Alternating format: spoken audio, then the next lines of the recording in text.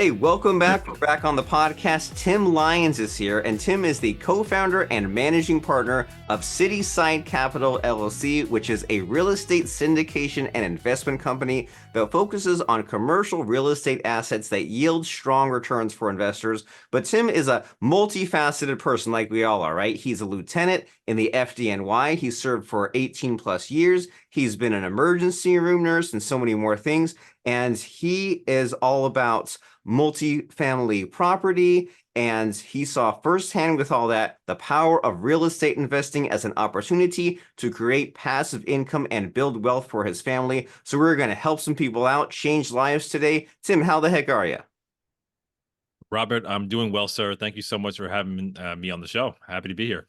Happy to have you. And so what is your current focus and passion? We introduced you a little bit, but what's the elevator pitch? What makes you tick these days? Oh man, what a loaded question, but one that I love. I mean, lifestyle, right? And what does that mean? I mean, I'm a dad. I'm a married dad of three little girls, 12, 10, and 4. And before I was a dad, I was motivated by work, by overtime, by money, by things. And as I got a little bit older, I'm 41 now. That all changed, right? Being a good dad, being present, being home, having opportunities, you know, understanding money, banking, finance, how to make my money work for me, investing, buying my time back, right? Passive income, taxes. I mean, those are the things that make me tick these days. Listen, the world of podcasting has changed my life. Books, podcasts, meetups, masterminds, things that if you knew the Tim from 10 years ago, I would have thought you were crazy. A master what? A mastermind? That sounds foo-foo. That sounds Tony Robbins. And I didn't give Tony any respect back then. Had I back then, I probably would have been a little bit further than I am today. But I'm just grateful for where I am. I'm grateful to have 3 healthy kids and a business that is on the up and up. Wonderful. And even just talking to you, seem like a high energy, high focus guy. And we definitely want to tap into some of that and especially figure out what helped you to make the change. Like you mentioned these things like family, but it's also easy to apply the temporary effort and say, okay, well, finally, this is the year. I got New Year's resolutions. I'll go to a mastermind. I'll listen to podcasts and books. And it's so easy just a few weeks or months later to fall back into those sorts of things. And so the whole list of all these things that you mentioned, right? Of like knowing the numbers and the accounting and the investing and the finances, it all, and like passive income, they're all things that it's all adulting basically, right? Like all those things that your parents told you when you're young, you're like, I don't need to know any of that. Turns out you do need to know those things. And that also seems to be some element of, okay, well, you add complexity to your life, right? Like you have other team, you have employees doing other things, and there's always disasters, and there's probably a little bit more stress, and sometimes you have to jump in and do the things that are awkward or uncomfortable that you don't want to do, but the trade-off is that the time doing that is lesser, so that way you have more time for what you're talking about, like family and all those other things. And so help us out. How did you get there? And were there any sort of obstacles, stumbling blocks on the way from getting from the guy that didn't believe any of this to getting it all applied? How did you do it? Man, there is about 50 avenues I want to chase down right now, but I'm going to try to narrow it down to 2 or 3. Number one was massive, massive limiting beliefs. I mean, you would be hard pressed, Robert, to find somebody else that had more limiting beliefs about success, about wealth, about all that stuff than me, right? I came from very modest background. I came from hard work and bootstrapping. And, I'm a civil servant, right? I'm a blue collar type of guy. I was a firefighter in New York City. I'm super proud of that. Just love that. And that's a whole other story. But then I had another great job. I was an ER nurse in a level 1 trauma center. So, like, my days were filled with a lot of stuff that was not mundane. It was not the same every day. I had a ton of great days filled with laughter and joy and high fives. But I've also had a handful of soul sucking, terrible days that can make you bend on your knees and wish, for a lot of things. And in between, in marketing, Robert, everybody has a pain point, and to make money as a business owner, you want to scratch that pain point. You want to solve that pain point for some problem, right? You get paid in direct proportion to the amount of problems that you can solve for somebody. So for me, my problem was, I was working 80, 90, 100-hour weeks. My girls were young. They couldn't talk. And I thought I was doing the right thing. I thought I was, paying the bills. I was putting money in retirement accounts. I was going on vacation once or twice a year. Life was good. I mean, we had clothes, we had cars, we had a house, we had all the things. On the outside looking in, people think I'm crazy. I've heard that before many times. Tim, how come, you're a New York City firefighter? You have a pension to look forward to. You have major health benefits. You have all these things. I mean, how come that's not good enough? Well, it wasn't good enough because I was trading my time for money. I was trading a lot of time to be away from my kids and my family, and that wasn't good enough to me. The second point is, we listen to our parents, right? And my parents tried to do the best they could for us. I'm sure like a lot of parents do. Um, but they didn't teach me about money really, or investing, or besides, like my dad, God bless him, he's 74. He still ladders his CDs at the bank. I mean, these days he's making some money on those CDs, right? Because the going rate is, I don't know, 5% or something. But for the last 25 years, he's been making like a 1% or 1.25%. But that's what he's comfortable with. Um, so I had to learn. I had to learn to be, come out of my comfort zone. I didn't learn this in high school or college. I needed to do a lot of self-education. And number three was I had that pain point, right? And I had to take massive action. And that was the only thing that was going to lift me out of where I was, right? Because what do they say? The definition of insanity is doing the same thing and hoping for a different result, right? I needed to take action out of my comfort zone. And, when I finally did that, that's when everything changed. So I can tell you, I was on the beach in the Outer Banks, North Carolina, on a family vacation with my brothers, their kids, my dad, and I read a book called Rich Dad Poor Dad by Robert Kiyosaki. You may have heard of it. I think it's the all-time most sold personal finance book out there. But this was the book that was on the bottom of my book bag for well over a year, back and forth to the firehouse, back and forth to the hospital, right? Always had the greatest of intentions to read it and never did. I read that book in about a day and a half, 2 days, and it changed my life. And I can say that with, absolute certainty, because it reframed the way that I was thinking, and it gave me some ideas to go chase down. And I'm telling you, that was July of 19. By November of 19, I was closing on a 3-family rental property that I never thought I'd be ever. I had never thought I'd be a real estate investor ever. I mean, this wasn't one of those things. I didn't know anybody who was doing it. I just felt like I never had enough money to do it. I'm not handy. I can't even hang a picture on my own wall at home. My wife won't let me because it usually turns into a disaster. But 4 months later, I took that massive, massive action, and it got me in the game. But I'll throw it back to you.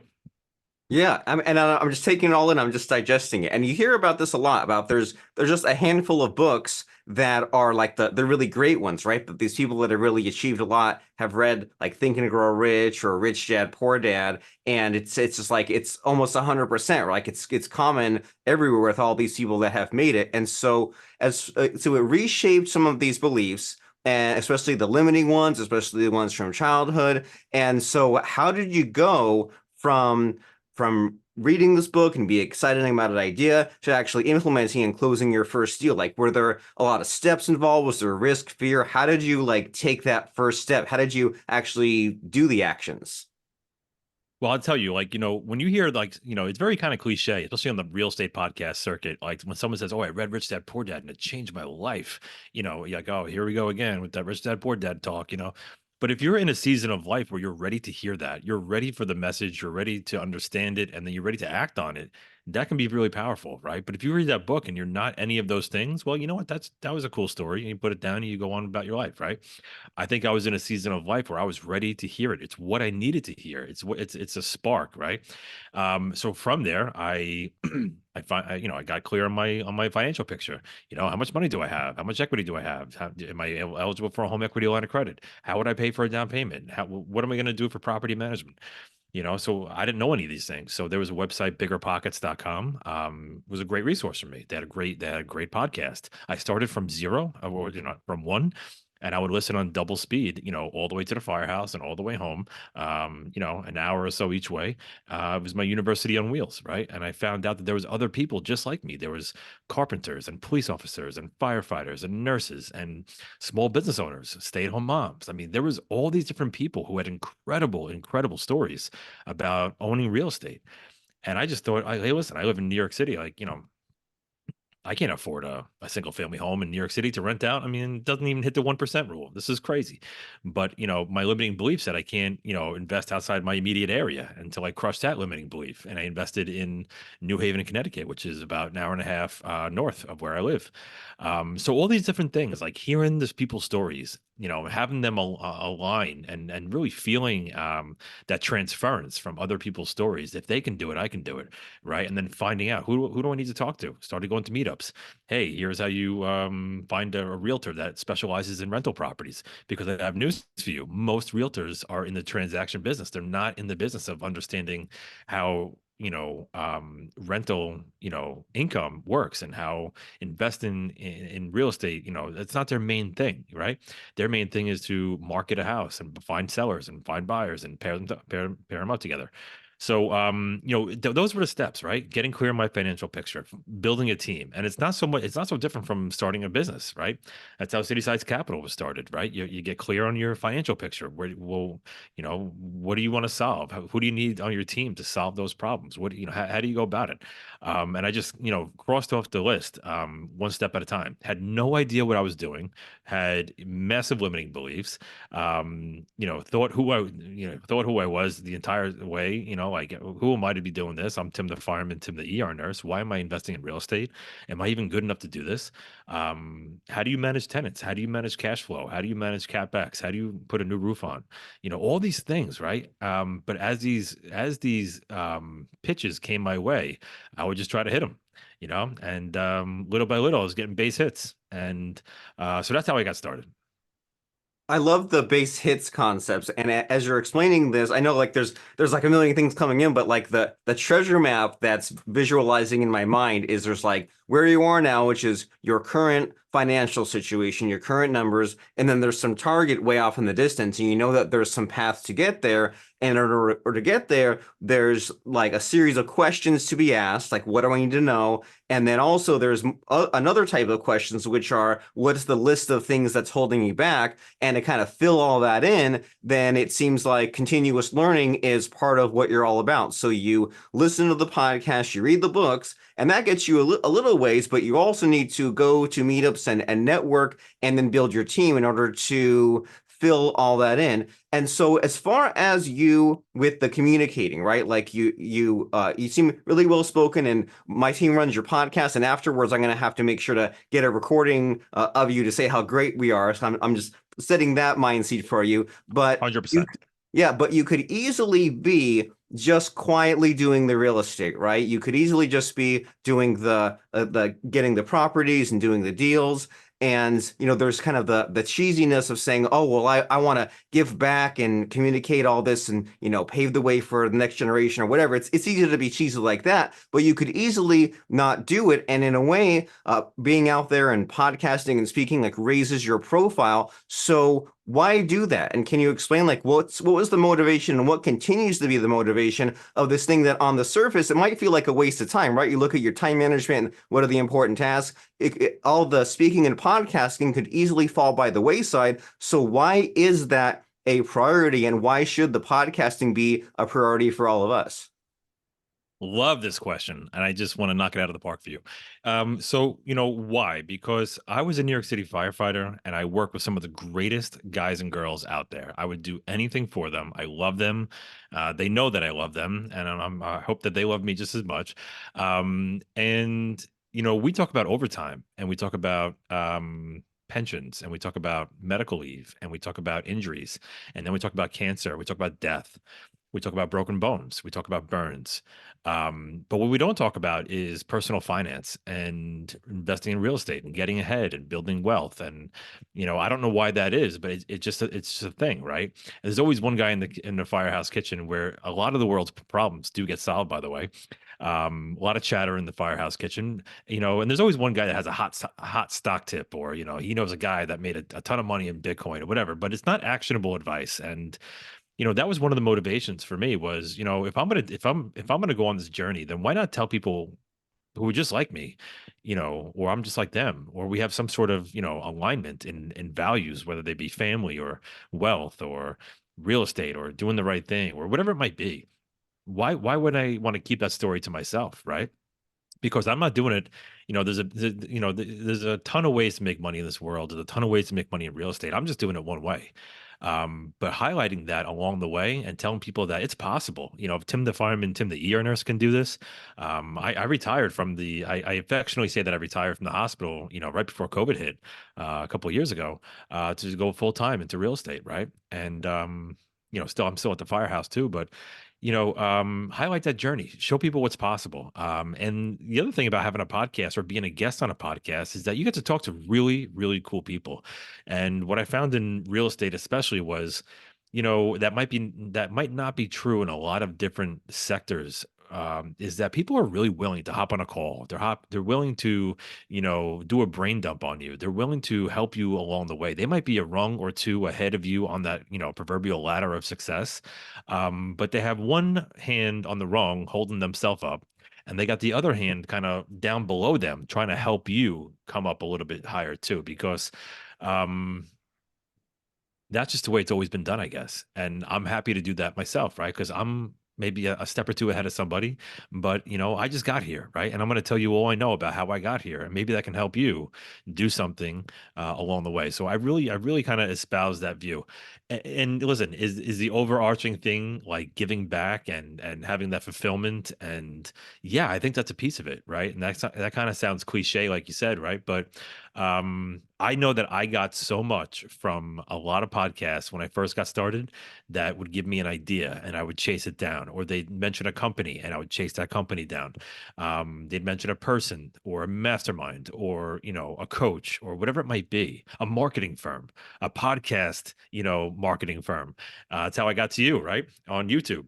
And, all those things helped me along the way. So why not put out content that might help somebody else along the way?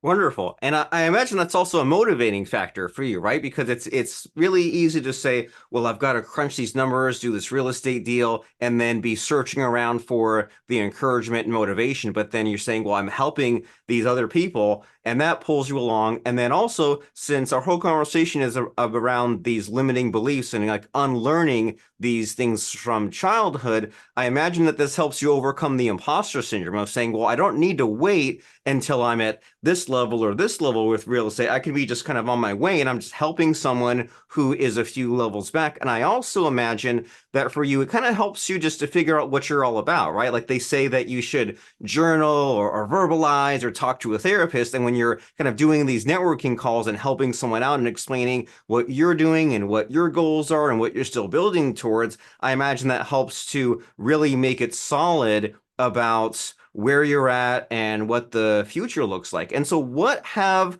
you built up to? What is Cityside Capital all about? What is there to brag about? What makes you stand out? So along the way, I found out that I hated being a landlord, and I already told you that I'm not handy, right? So when something broke, I'd like freeze up. I'm like, oh my god, the hot water heater broke. Never had the proverbial 3 a.m. toilet, but it was cool. It was a lesson. I wanted to learn. I wanted to be in the trenches, but I realized very quickly that this wasn't going to be my specialty. But what was my specialty, as I started to learn more about what's available to me in the real estate, landscape, was raising capital for deals. And I'm a blue collar guy, right? But I grew up right outside of New York City. I know a lot of people that work on Wall Street, very successful people. My brother does the same, and we said to ourselves, you know what? If we could raise capital for people who want to be in real estate, right? But they don't have the time, the knowledge, the know-how, the journey that I just, put out there for you guys to listen to. If they don't have the time for that, or they don't have the willpower to kind of undertake that kind of journey, but they want to have access to real estate deals, that could be a problem that we could solve for people. That could be an itch for somebody that we could scratch. So it's how do you tell that story? How do you build a company that can support that mission? And what we found was, if you know, we actually opened up a small private equity firm, Cityside Capital, and we are now licensed with our FINRA licenses, our Series 82 and our Series 63, and we are affiliated with a broker dealer, but we only focus on real estate offerings, right? So land deals, commercial real estate, multifamily, self storage, industrial properties. I mean, there's a whole range of stuff that we do where there's limited partner interest, and we raise money. We basically connect the investors with these deals, and in the process, we do a lot of the underwriting, it's called, or due diligence, some of the heavy lifting, if you will. So we kind of, we pair the operators, right, with the investors, but we have to do the due diligence on the operators. Are they bad actors? Do they have criminal backgrounds? Did they own the properties that they say they owned and they sold? Are they legit, basically, right? And their underwriting, go through their underwriting, go through their, track record, all these things, so that when we put a deal out to investors, they know that we have a checklist that we go through, and we're not saying that this is a great investment or the worst investment. We're just saying that we've done a series of background checks and stuff like that, and then we're doing the same thing for investors. Are they accredited? Are they not accredited? If somebody comes to me with their last $50,000 or their only $50,000, well, you know what? This is maybe not an asset class that you should be starting out with. So we're doing the suitability and the checklist on the investors too. So by doing this, we were able to raise millions and millions of dollars, and it's changed the trajectory of my life, my brother's life, my family's life. We have a new partner here at Cityside Capital. I'm sure it's going to add to his, lifestyle. So by doing this, there's another way too. And just real quick, being a part of that conventional thinking, like my dad with his laddered CDs, right? He's also a stock guy, right? He's buy a mutual fund and hold it, and whatever you do, never sell it, because in 40 years it's going to be worth X amount of money. That just wasn't good enough for me, right? I'm 41. I have three little girls. I want to go to a Taylor Swift concert with them. I want to go on a vacation with them. I want to do all these things. I don't want to do that when I'm 65 with two brand new hips and a possible, shoulder replacement staring me down, the face. Like, I just don't want to do that then. I want to do it today.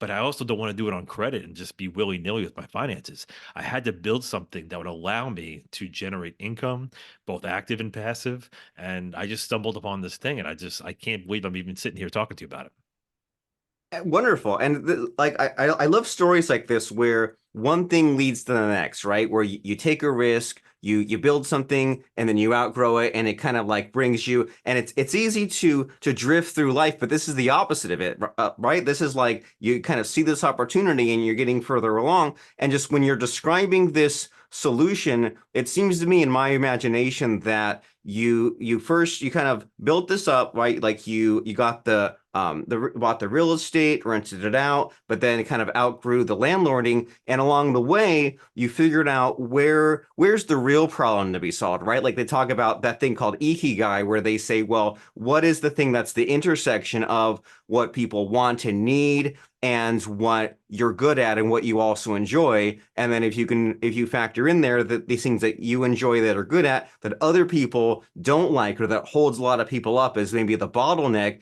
then there is something there, right? Then there's some magic as far as the problem that can be solved. And then also you mentioned a little bit in there about storytelling when you say, okay, well, now that I figured out what my solution is, what my service is, what my company does, how do I market it and how do I do the messaging? Well, then you figure out what the story is, and you don't just say, well, we do this. You say, hey, this person was stuck and this person was in this situation and this person said, is this the right fit for me? And so I like that a lot as far as just getting clear on what the messaging is and standing out and the uniqueness and everything that goes along with that. And so it's been wonderful thinking about all this. And so as far as Cityside Capital goes, if someone is wondering if they're a right fit for you and the team and the Lyons brothers, and they want to find out what you're all about, how do they know if they're one of those ideal prospects to take the next step and reach out to you? So yeah, I mean that's a great segue. So listen, we work with both accredited and non-accredited investors. And real quick, the definition of an accredited investor is somebody that makes $200,000 a year for the last 2 years with the expectation of making the same going forward. Or if you're married, it's you and your partner, and the threshold is 300,000 for the last 2 years with the expectation of making that going forward. Or you have $1 million net worth, not including the equity in your primary residence. So that's really the definition. There's a couple of other ones, like if you have a couple of different licenses or something like that. But that's the definition of accredited investor. We also work with non-accredited investors, right? But those who are sophisticated, so they understand, the drawbacks of some of these types of illiquid, 2 to 5 year deals, stuff like that. So those are the people who, and listen, it's people who want to be involved in real estate. They want cash flow, they want tax benefits, they want, a shot at maybe some appreciation, right? But they don't want to be the one who gets the phone calls of the proverbial 3 a.m. toilet. So if any of those are, interesting to you guys, you can reach out to us on our phone number. It's 844-289-1075, 844-289-1075.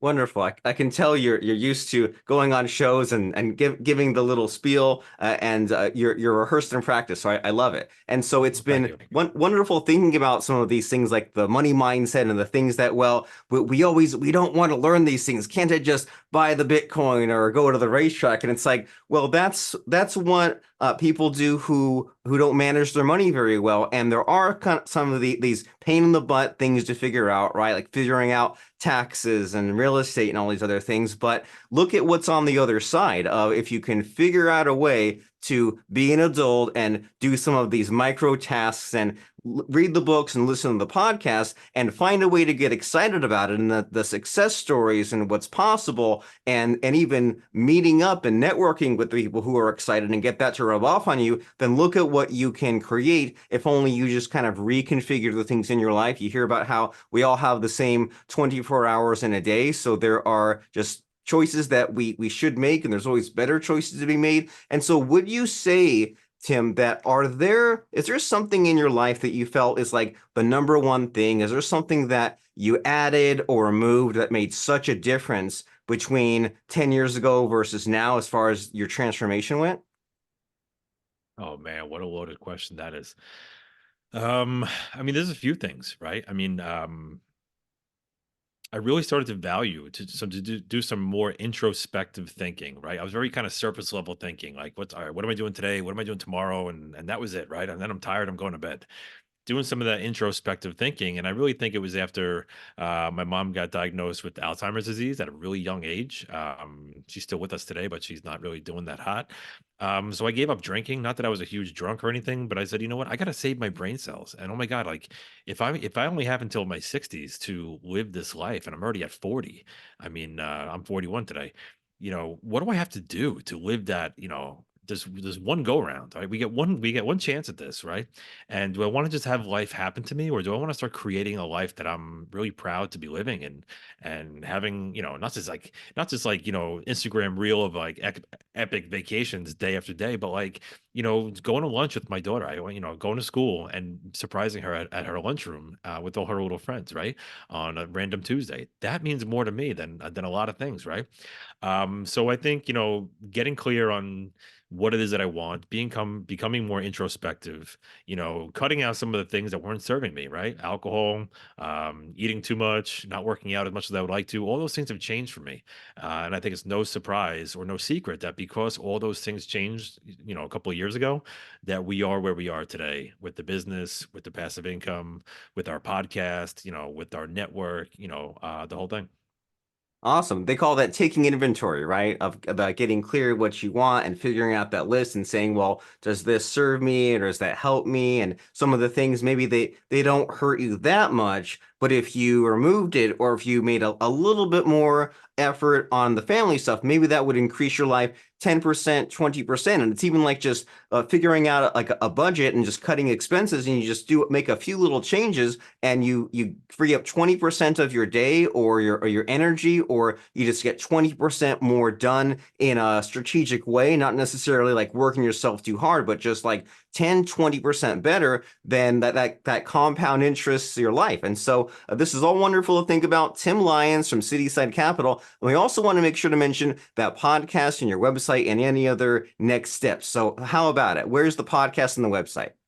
Cool. The podcast is called the Passive Income Brothers Podcast. You can get on any of the major platforms.